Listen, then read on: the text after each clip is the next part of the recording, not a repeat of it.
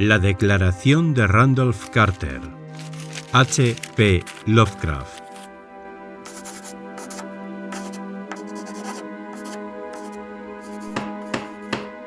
Les repito, caballeros, que su encuesta es inútil. Enciérrenme para siempre. Si quieren, ejecútenme si necesitan una víctima para propiciar la ilusión que ustedes llaman justicia. Pero yo no puedo decir más de lo que ya he dicho. Todo lo que puedo recordar se lo he contado a ustedes con absoluta sinceridad. No he ocultado ni desfigurado nada, y si algo continúa siendo vago, se debe únicamente a la oscura nube que ha invadido mi cerebro, a esa nube y a la confusa naturaleza de los horrores que cayeron sobre mí. Vuelvo a decir que ignoro lo que ha sido de Harley Warren, aunque creo, casi espero, que ha encontrado la paz y el olvido definitivos, si es que existen en alguna parte. Es cierto que durante 5 años he sido su amigo más íntimo y que compartí parcialmente sus terribles investigaciones en lo desconocido. No niego, aunque mi memoria no es todo lo precisa que sería de desear, que ese testigo suyo puede habernos visto juntos, como él dice, en el camino de Gainesville, andando hacia Big Cypress Swamp a las 11:30 de aquella horrible noche. Y no tengo inconveniente en añadir que llevábamos linternas eléctricas, azadas y un rollo de alambre con diversos instrumentos, ya que esos objetos representaron un papel en la única escena que ha quedado grabada de un modo indeleble en mi trastornada memoria. Pero de lo que siguió y del motivo que me encontraran solo y aturdido a orillas del pantano a la mañana siguiente, insisto en que solo sé lo que les he contado una y otra vez. Dicen ustedes que no hay nada en el pantano o cerca de él que pudiera constituir el marco de aquel espantoso episodio. Repito que no sé nada, aparte de lo que vi. Pudo ser una alucinación o una pesadilla, y espero fervientemente que lo fueran. Pero eso es todo lo que recuerdo de lo ocurrido en aquellas terribles horas después de que nos alejamos de la vista de los hombres. Y el motivo de que Harley Warren no haya regresado solo pueden explicarlo él o su espectro, o algo desconocido que no puedo describir. Como he dicho antes, las fantásticas investigaciones de Harley Warren no me eran desconocidas y hasta cierto punto las compartía. De su gran colección de libros raros y extraños sobre temas prohibidos, he leído todos los que están escritos en los idiomas que domino. Muy pocos comparados con los escritos en idiomas que no entiendo. La mayoría, creo, son obras en lengua arábiga, y el libro inspirado por el espíritu del mal, el libro que Warren se llevó en su bolsillo al otro mundo, que provocó los acontecimientos, estaba escrito en unos caracteres que nunca había visto. Warren no quiso decirme nunca lo que contenía aquel libro. En cuanto a la naturaleza de nuestras investigaciones, tengo que repetir que no gozo ya de una plena comprensión. Y encuentro misericordioso que sea así, ya que eran unas investigaciones terribles que yo compartía más por renuente fascinación que por verdadera inclinación. Warren siempre me había dominado y a veces le temía. Recuerdo cómo me estremecí ante la expresión de su rostro la noche anterior al espantoso acontecimiento, mientras hablaba ininterrumpidamente de su teoría de que ciertos cadáveres no se corrompen nunca, sino que permanecen enteros en sus tumbas durante 1 millar de años. Pero ahora no le temo, ya que sospecho que ha conocido horrores más allá de mis posibilidades de comprensión. Ahora temo por él. Repito que no tenía la menor idea de nuestro objetivo de aquella noche. Desde luego, tenía mucho que ver con el libro que Warren llevaba, aquel libro antiguo en caracteres indescifrables que le había llegado de la India un mes antes. Pero juro que ignoraba lo que esperábamos descubrir. Su testigo dice que nos vio a las 11:30 en el camino de Gainesville, en dirección al pantano de Big Cypress. Probablemente es cierto, aunque yo no lo recuerdo claramente. En mi cerebro solo quedó grabada una escena, y debió producirse mucho después de medianoche, ya que una pálida luna en cuarto menguante estaba muy alta en el cielo, velada por gasas semitransparentes.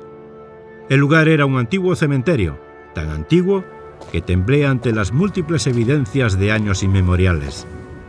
Se encontraba en una profunda y húmeda hondonada, cubierta de musgo y de maleza, y llena de un vago hedor que mi fantasía asoció absurdamente con piedras en descomposición.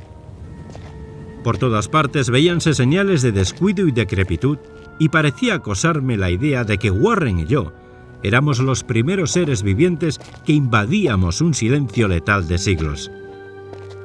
Por encima del borde de la hondonada, la luna menguante atisbaba a través de los fétidos vapores que parecían brotar de ignotas catacumbas, y a sus débiles y oscilantes rayos pude distinguir una repulsiva formación de antiquísimos mausoleos, panteones y tumbas, todos en estado ruinoso, cubiertos de musgo y con manchas de humedad, y parcialmente ocultos por una lujuriante vegetación.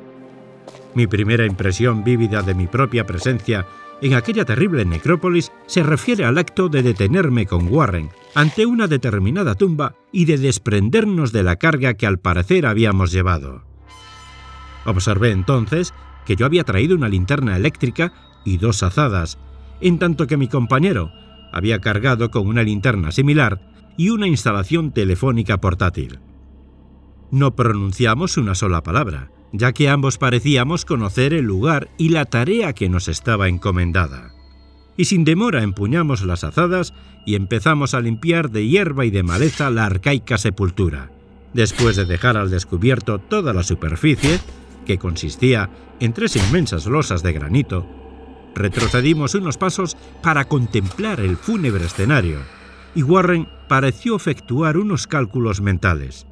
Luego se acercó de nuevo al sepulcro y, utilizando su azada como una palanca, trató de levantar la losa más próxima a unas piedras ruinosas que en su día pudieron haber sido un monumento funerario.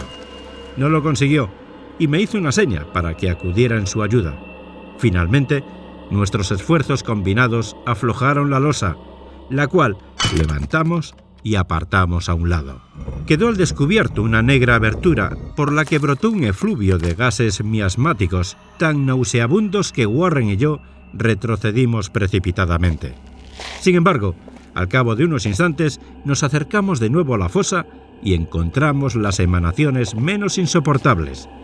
Nuestras linternas iluminaron un tramo de peldaños de piedra empapados en algún detestable licor de la entraña de la tierra y bordeados de húmedas paredes con costras de salidre. Entonces, por primera vez que yo recuerde durante aquella noche, Warren me habló con su meliflua voz de tenor, una voz singularmente inalterada por nuestro pavoroso entorno. «Lamento tener que pedirte que te quedes en la superficie», dijo. «Pero sería un crimen permitir que alguien con unos nervios tan frágiles como los tuyos bajara ahí. No puedes imaginar, ni siquiera por lo que has leído y por lo que yo te he contado, las cosas que tendré que ver y hacer. Es una tarea infernal, Carter, y dudo que cualquier hombre que no tenga una sensibilidad revestida de acero pudiera llevarla a cabo y regresar vivo y cuerdo. No quiero ofenderte y el cielo sabe lo mucho que me alegraría llevarte conmigo, pero la responsabilidad es mía y no puedo arrastrar a un manojo de nervios como tú a una muerte o una locura probables. Te repito que no puedes imaginar siquiera de qué se trata, pero te prometo mantenerte informado por teléfono de cada uno de mis movimientos. Como puedes ver, he traído alambre suficiente para llegar al centro de la Tierra y regresar». Todavía puedo oír, en mi recuerdo, aquellas palabras pronunciadas fríamente, y puedo recordar también mis protestas.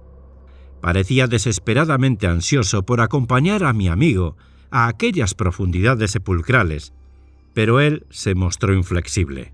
En un momento determinado, amenazó con abandonar la expedición si no me daba por vencido.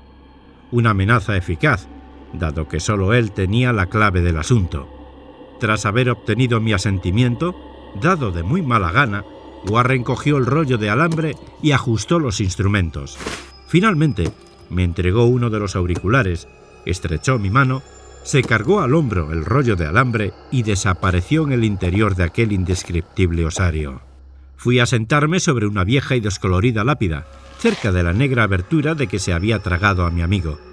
Durante un par de minutos pude ver el resplandor de su linterna y oír el crujido del alambre mientras lo desenrollaba detrás de él. Pero el resplandor desapareció bruscamente, como tapado por una revuelta de la escalera, y el sonido se apagó con la misma rapidez. Yo estaba solo, pero unido a las desconocidas profundidades por aquel mágico alambre, cuyo verde revestimiento aislante brillaba bajo los pálidos rayos de la luna menguante. Consultaba casualmente mi reloj a la luz de mi linterna y estaba pendiente del auricular con febril ansiedad, pero durante más de un cuarto de hora no oí absolutamente nada. Luego percibí un leve chasquido y llamé a mi amigo con voz tensa. A pesar de mis aprensiones, no estaba preparado para las palabras que me llegaron desde aquella pavorosa bóveda, con un acento de alarma que resultaba mucho más estremecedor por cuanto que procedía del imperturbable Harley Warren. Él, que se había separado de mí con tanta tranquilidad momentos antes, llamaba ahora desde abajo con un tembloroso susurro más impresionante que el más desaforado de los gritos. ¡Dios! ¡Si pudieras ver lo que estoy viendo! No pude contestar. Me había quedado sin voz y solo pude esperar. Warren habló de nuevo. ¡Carter! ¡Es terrible! ¡Monstruoso! ¡Increíble! Esta vez la voz no me falló y vertí en el micrófono un chorro de excitadas preguntas. Aterrado, repetía sin cesar. ¡Warren! ¿Qué es? ¿Qué es? De nuevo me llegó la voz de mi amigo, ronca de temor, ahora visiblemente teñida de desesperación. ¡No puedo decírtelo, Carter! ¡Es demasiado monstruoso! ¡No me atrevo a decírtelo! ¡Ningún hombre podría saberlo y continuar viviendo! ¡Dios mío! ¡Nunca había soñado en nada semejante! Silencio de nuevo, interrumpido solamente por mis ocasionales y ahora estremecidas preguntas. Luego, la voz de Warren con un trémulo de desesperada consternación. ¡Carter! ¡Por el amor de Dios! ¡Vuelve a colocar la losa y márchate si puedes! ¡Aprisa! ¡Déjalo todo y márchate! ¡Es tu única oportunidad! ¡Haz lo que te digo y no me pidas explicaciones! Le oí, pero solo fui capaz de repetir mis frenéticas preguntas. A mi alrededor había tumbas, oscuridad y sombras. Debajo de mí, alguna amenaza más allá del alcance de la imaginación humana. Pero mi amigo estaba expuesto a un peligro mucho mayor que el mío, y a través de mi propio terror experimenté un vago resentimiento al pensar que me creía capaz de abandonarle en semejantes circunstancias. Se oyeron más chasquidos, y tras una breve pausa, un lamentable grito de Warren. ¡Dale esquinazo! ¡Por el amor de Dios! ¡Coloca de nuevo la losa y dale esquinazo, Carter! La jerga infantil de mi compañero, reveladora de que se encontraba bajo la influencia de una profunda emoción, actuó sobre mí como un poderoso revulsivo. Formé y grité una decisión. ¡Warren, resiste! ¡Voy a bajar! Pero, ante aquel ofrecimiento, el tono de mi amigo se convirtió en un alarido de absoluta desesperación. ¡No! ¡No pueden comprenderlo! ¡Es demasiado tarde! ¡Y la culpa ha sido mía! ¡Coloca de nuevo la losa y corre! ¡Es lo único que puedes hacer ahora por mí! El tono cambió de nuevo, esta vez adquiriendo una mayor suavidad, como de resignación sin esperanza. Sin embargo, seguía siendo tenso debido a la ansiedad que Warren experimentaba por mi suerte. ¡Date prisa! ¡Corre! ¡Antes de que sea demasiado tarde! No traté de contradecirle. Intenté sobreponerme a la extraña parálisis que se había apoderado de mí y cumplir mi promesa de acudir en su ayuda. Pero su siguiente susurro me sorprendió todavía inerte en las cadenas de un indescriptible horror. ¡Carter! ¡Apresúrate! ¡Todo es inútil! ¡Tienes que huir! ¡Es mejor uno que dos! ¡La losa! Una pausa. Más chasquidos. Luego la débil voz de Warren. ¡Todo va a terminar! ¡No lo hagas más difícil! ¡Cubre esos malditos peldaños y ponte a salvo! ¡No pierdas más tiempo! ¡Hasta nunca! ¡Carter! ¡No volveremos a vernos! El susurro de Warren se hinchó hasta convertirse en un grito que paulatinamente se hinchó a su vez y se hizo un alarido que contenía todo el horror de los siglos. ¡Malditos sean los seres infernales! ¡Hay legiones de ellos! ¡Dios mío! ¡Huye! ¡Huye! ¡Huye! Después, silencio. Ignoro durante cuántos interminables eones permanecí sentado, estupefacto, susurrando, murmurando, llamando, gritándole a aquel teléfono. Una y otra vez, a través de aquellos eones susurré, murmuré, llamé y grité. ¡Warren! ¡Warren! ¡Contesta! ¿Estás ahí? Y entonces llegó hasta mí el horror culminante. El horror indecible, impensable, increíble. Ya he dicho que parecieron transcurrir eones después de que Warren lanzó su última desesperada advertencia, y que solo mis propios gritos rompieron el pavoroso silencio.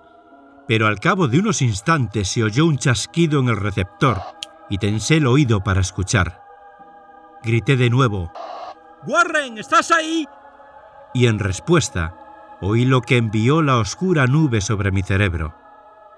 No intentaré describir aquella voz, caballeros, puesto que las primeras palabras me arrancaron la conciencia y crearon un vacío mental que se extiende hasta el momento en que desperté en el hospital.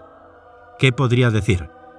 ¿Que la voz era hueca, profunda, gelatinosa, remota, sobrenatural, inhumana, incorpórea? Aquello fue el final de mi experiencia, y es el final de mi historia. Lo oí, y no sé nada más.